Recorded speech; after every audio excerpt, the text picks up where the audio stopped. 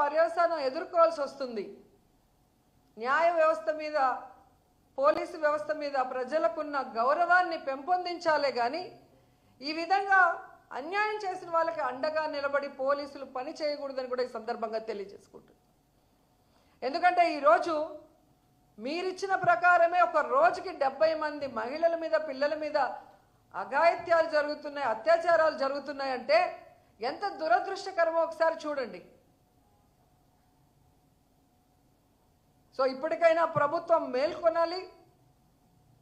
ఆడవాళ్ళ రక్షణ, ఆడవాళ్ళ భద్రత మీద క్యాబినెట్లో డిస్కస్ చేసి ఈ దిశ యాప్, అలాగే దిశ చట్టాన్ని ఈరోజు మీరు కేంద్రంలో బీజేపీతో ఉన్నారు కాబట్టి దాన్ని ఎలాగైనా ఓకే చేయించుకొని తీసుకొచ్చి ఈ రాష్ట్ర మహిళల్ని కాపాడాలని కూడా డిమాండ్ చేస్తున్నాం. ఎంతసేపు వైఎస్ఆర్సీపీ లీడర్స్ మీద అక్రమ కేసులు పెట్టడం, వాళ్ళని చంపించడం, వాళ్ళని హ్యూమిలేట్ చేయటం, వాళ్ళని కిడ్నాప్ చేయటం, ఇవి చేస్తే భయపడిపోతారు అనుకున్నారేమో మేం కానీ ప్రజలు. ఆ పరిస్థితి లేదు అనేది కూడా తెలుసుకోండి. ఎందుకంటే మొన్న ఎగ్జాంపుల్ ఎంపీపీ, వైస్ ఎంపీపీ ఎలక్షన్లో మీరు చూసుంటారు. త్రిపురాంతకంలో ఏ విధంగా ఒక ఎంపీటీస్ని మీరు కిడ్నాప్ చేసి 3 రోజులు పెట్టుకొని నేరుగా ఎలక్షన్ హాల్కి తీసుకొచ్చి అక్కడ కూడా ఆ మీద అసభ్యంగా ప్రవర్తిస్తూ ఆ అమ్మాయిని బాధ పెట్టాలని చూసినా ధైర్యంగా వైఎస్ఆర్సీపీకి ఓటేసి జగనన్న మీద తనకున్న అభిమానాన్ని ఎలా చాటుకుందో మీరు చూశారు.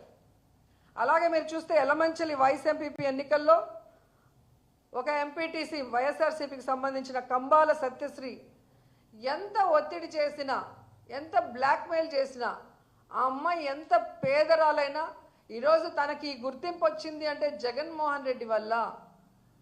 సో ఆయనకి నేను అన్యాయం చేయలేను, చస్తే చస్తాను కానీ పార్టీ మారను అని ధైర్యంగా నిలబడి వైఎస్ఆర్సీపీకి ఓటేసింది అంటే మీరు ఆలోచించుకోవాలి.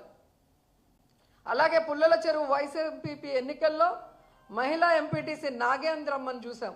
ఆమె హస్బెండ్ సబ్స్టేషన్లో వాచ్మెన్గా పనిచేస్తుంటే ఆ ఉద్యోగం పీకేస్తాం మా కోట వేయకపోతే మీరు బెదిరించినా పస్తులైనా ఉంటాము, కూలైనా చేసుకుంటాం కానీ జగనన్నకు అన్యాయం చేయము అని చెప్పి వాళ్ళు ఎదిరించిన తీరు మీరు చూస్తే ఇప్పటికే అర్థమై ఉంటుంది. జగనన్న నిజమైన సైనికులు, జగనన్న పార్టీకి, జగనన్న అజెండాకి ఎప్పుడూ కూడా కట్టుబడి ఉంటారు. ప్రాణాలు ఇవ్వడానికన్నా రెడీగా ఉంటారు.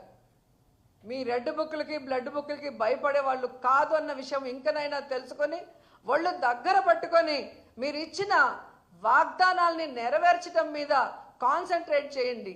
అంతేగాని ఇలాగే ఇంకా వైఎస్ఆర్ కాంగ్రెస్ పార్టీ వాళ్ళని తప్పుడు కేసులు పెట్టి బెదిరిస్తాం, వాళ్ళని చంపేస్తాం, వాళ్ళని హ్యూమిలేట్ చేస్తామంటే ఇక చూస్తూ ఊరుకునే పరిస్థితి లేదని కూడా ఈ సందర్భంగా తెలియజేసుకుంటున్నాం. ఎందుకంటే మొన్న ఈవీఎంల మేనేజ్మెంట్తో మీరు ఎలాగో సీఎం అయ్యారు కానీ మిమ్మల్ని ప్రజలు ప్రేమించి అభిమానించి కనుక ఓట్లేసుంటే ఈరోజు ఈ పరిస్థితి వచ్చిండేది కాదు.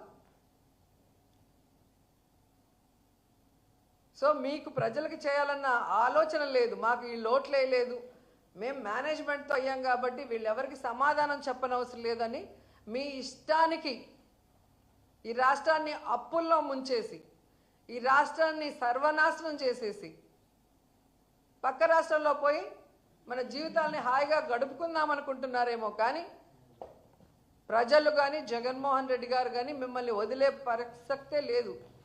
రాబోయే కాలంలో జగనన్న ముఖ్యమంత్రి కావడం తథ్యం. ఈరోజు ప్రజల్ని మోసం చేసిన మీకు, వైఎస్ఆర్ కాంగ్రెస్ పార్టీ నాయకుల్ని, కార్యకర్తల్ని చంపి తప్పుడు కేసులు పెట్టి హెరాస్ చేస్తున్న మీకు ఖచ్చితంగా బుద్ధి చెప్తారు. ఎటువంటి పరిస్థితుల్లో ఎవరిని వదిలిపెట్టే ప్రసక్తి కూడా లేదని ఈ సందర్భంగా తెలియజేసుకుంటున్నాను.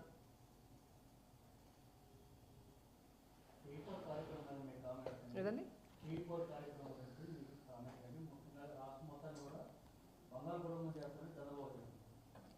చంద్రబాబు నాయుడు కుటుంబాన్ని, లోకేష్ కుటుంబాన్ని బంగారు కుటుంబం చేసుకుంటారేమో కానీ ఈ రాష్ట్రంలో ఉన్న ప్రజల్లో ఒక్కరికైనా